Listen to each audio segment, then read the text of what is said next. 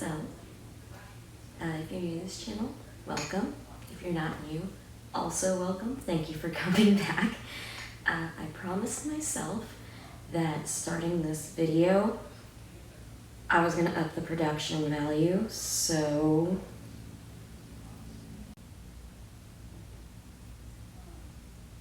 yeah, close enough.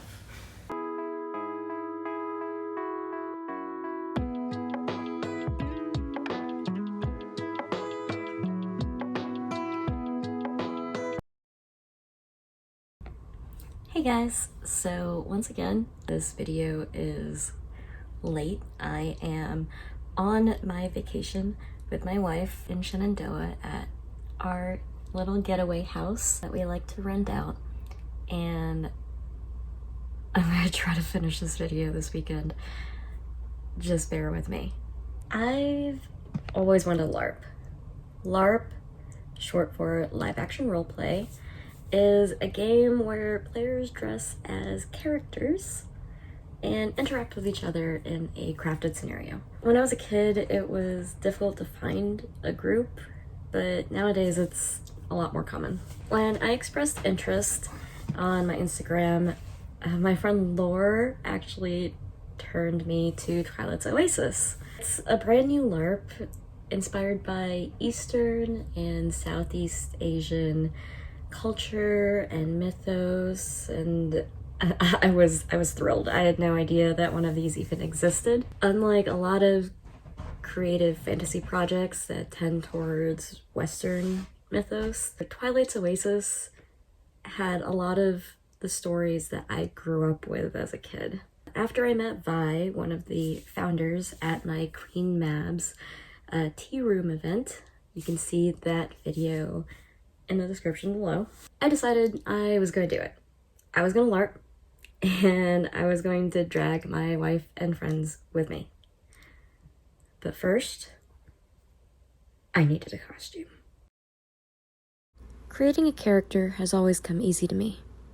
After a trip to the aquarium and remembering that the majority of characters in Twilight's Oasis are nature spirits, I decided to base them off arowana, otherwise known as a dragonfish.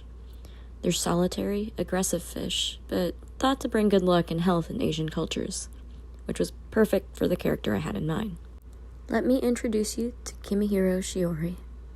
Shiori, using the kanji for evening tide, and Kimihiro, using the kanji for public and expansive ocean. Twilight's Oasis has a number of criteria when it comes to attire, including inspiration of origin and in-game considerations such as manifestations, dogma, and associations. Living in Japan for 4 years gave me an affinity for traditional Japanese wear, so I wanted to create a Haori kimono hybrid using some kimono silk supplemented by cotton.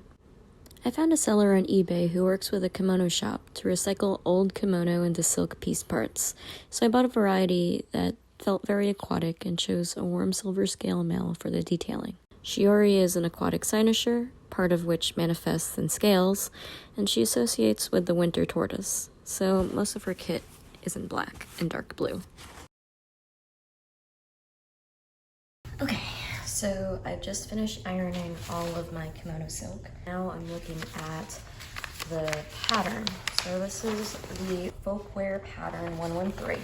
It is a modified kimono pattern that I'd used previously for one of my other photo shoots. For this LARP, I really don't want to have to run around in a kimono. Kimono can be pretty restrictive because of its length.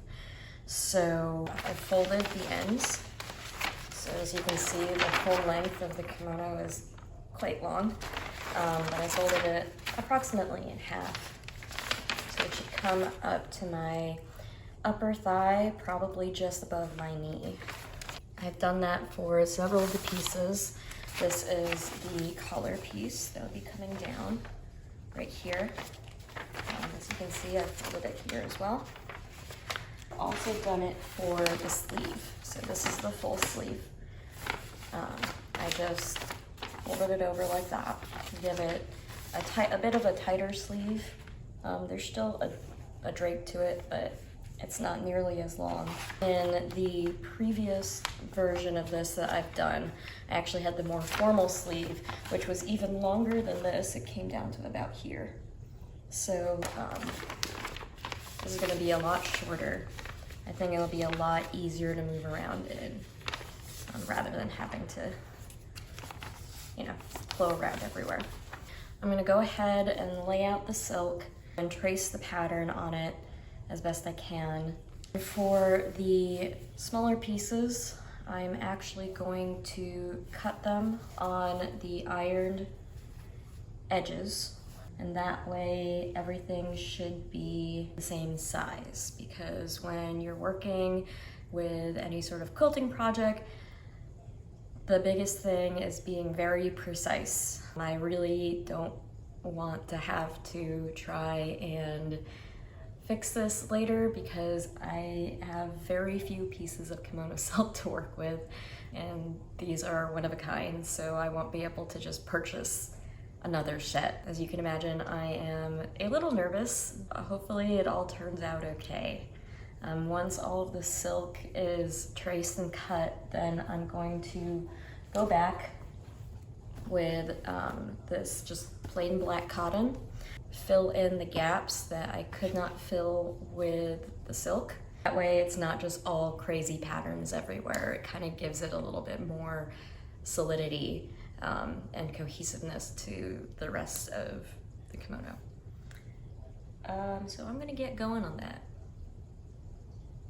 Wish me luck. Now, I've quilted before, but never as part of clothing. Even though kimono are basically giant blocks of fabric, it was still difficult to arrange all the fabric in a way that aesthetically fit the pattern. Okay, so I finished cutting and pinning all the pieces. I had to stop and hug my baby. Say hi, Belle. So I think I'm going to try to sew at least the patchwork of one of the sleeves tonight so that I can see kind of how it all fits together before I attach the black cotton piece. Yeah. But this baby is being a baby. Isn't that right? Say hi, everyone. Hi. Okay, I'm gonna get to sewing. This baby's gonna continue to be a baby. Hopefully I've done all of the calculations correctly and I won't have to take anything apart. Yeah, hopefully Mom won't have to take anything apart, right? Right.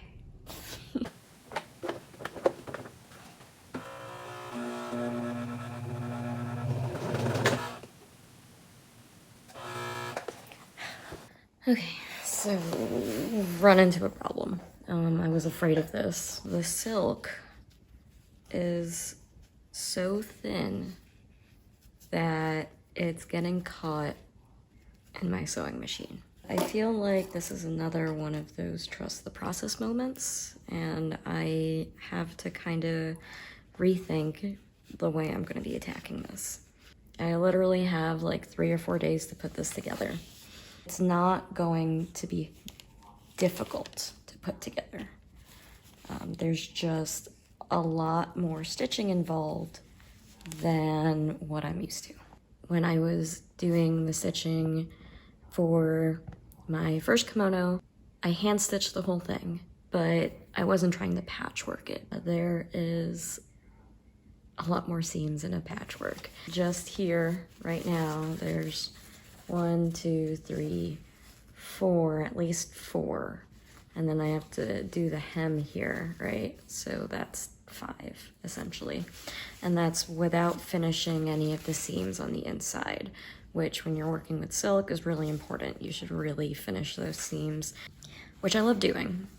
It's just very time consuming. I'm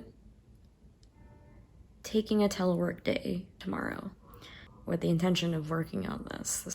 And I'm going to see how fast I can stitch things together. I can think about finishing the seams another time if I have to. At least for this YouTube video, I want to have the entire finished garment. If I have to finish the seams afterwards, then I'll finish them. But I do want you guys to kind of see how everything is put together. Not only do I now have to stitch all of this by hand, I also have to embellish it. I have these scales that I want to add, and I just have this feeling that every time I make a kimono, it's going to be hand-stitched from now on. One of the things I'm concerned about is none of these really have guidelines to guide my stitching by hand. And I don't know how long that's going to take me to add those in. But I'm tired. And I'm trying my best not to be discouraged by another project again. Trust the process, they said. Hi guys, good morning. It is the next day. It is a beautiful day outside, and I'm going to spend it sewing inside. But we're gonna start. It is just before 8 o'clock, and we are going to see how long it'll take me to sew anything, really. All right, let's go.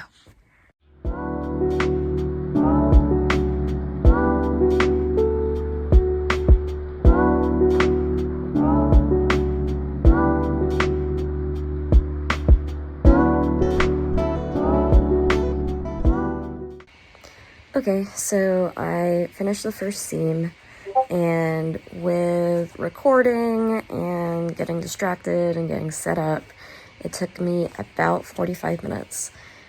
So I think without all of that, we can take it down to maybe 30 minutes. And we can kind of estimate it out from there.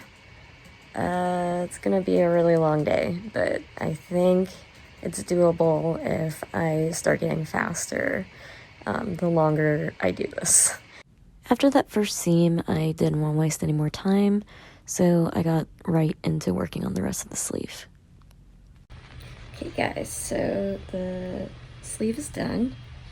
I managed to do it in about 2 hours, so that's not too bad, and that's with me getting distracted and all of that. So I realized I don't actually have to hand sew the whole thing. So anything that has at least one side is cotton, I can actually feed the cotton into the sewing machine. And that way there's a barrier in the sewing machine and the silk, and it won't eat the silk, which is great. There's actually quite a bit of cotton sewing that I need to get done. I'm very happy that at least half the work can be done by sewing machine. For now though, I'm going to go take a really short break. I'm going to go downstairs, I'm going to make myself a smoothie and give my back a break, I guess.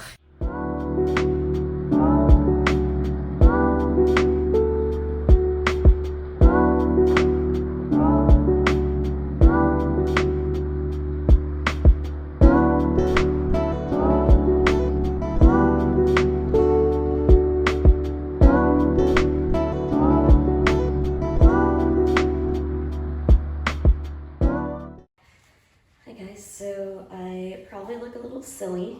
It might also not look like it, but I've gotten a lot done today.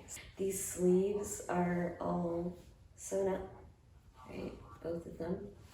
The main portion of the Haori is also all sewn up, as is the back. But what I really need to do now is I need to finish up the collar and neckband. I need to attach the sleeves to the body finish, the hems and cuffs. I think there's going to need to be another night of sewing. I don't think embellishing is going to take that long. Glad I took the day off to try and get this done. But for now, it's time for bed. I don't want to stay up too late because I do have to go back to work tomorrow.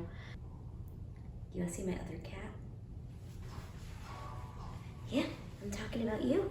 Oh, this is my other cat. This is Callie. You guys get to see both cats today. Okay, say goodnight. Good night, everyone. Sleep well. Hey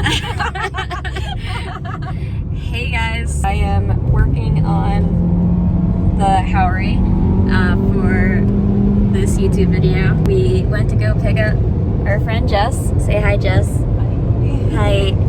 My wife is driving and I am hand sewing in the car, but then I realized that I forgot to put any of the guidelines for the major seams, so I can't actually sew any of the major seams, so I'm like slowly fell stitching all of the open seams because silk likes to just come apart in your hands. So far on this trip, I have gotten one seam filled. We're gonna go find food and I'm gonna keep stitching. When I got home, I immediately started making up for lost time and sewed on the cotton pieces.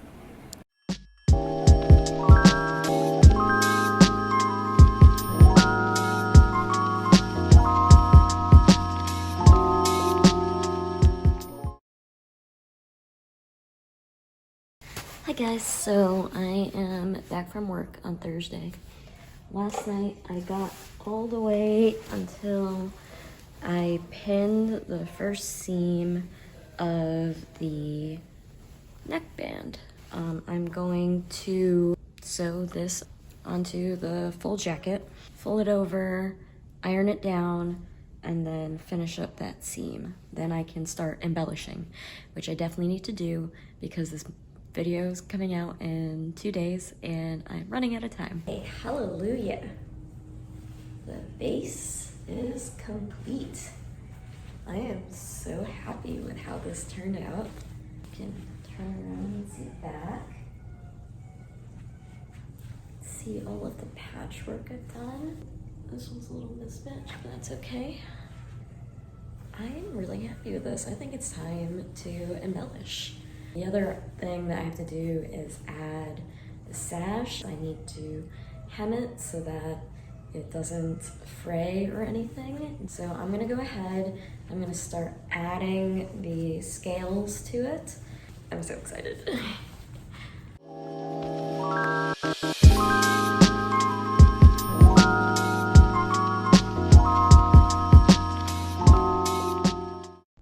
Okay, so this is what I have for the final layout. It's definitely not what I imagined it was going to be. I like the way that scale mail forms this like plated structure.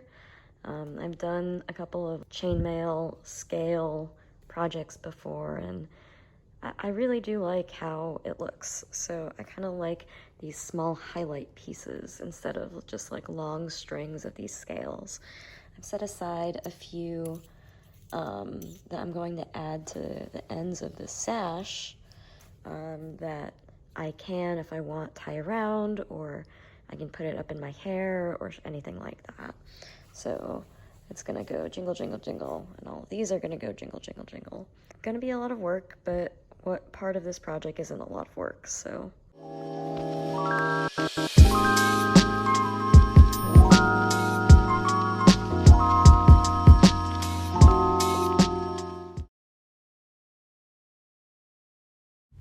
So there you have it, the finished piece.